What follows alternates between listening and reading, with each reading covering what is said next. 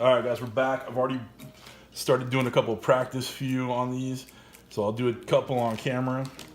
Now I told you we're doing two different kinds. We're doing without shrimp and with shrimp.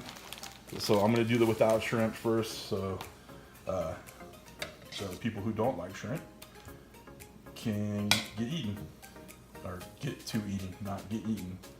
All right, so we got a couple little spoonfuls in there. All right, so we're rolling it over, and then tucking it back, and then pushing it onto itself. All right, you see that? And then we're tucking in this side, and then tucking in the other side. All right, and just rolling it through. All right, we're dipping our fingers in a little egg wash, just to keep it tight. All right, see? Good stuff. All right, we do one more for the camera. All right, so do it in the diamond pattern. A couple little spoonfuls of the goodness.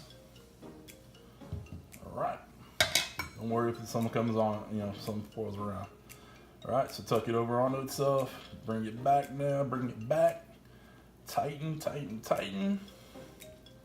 All right, fold over, and finish rolling. And then a little egg washy. All right, and it's good to go.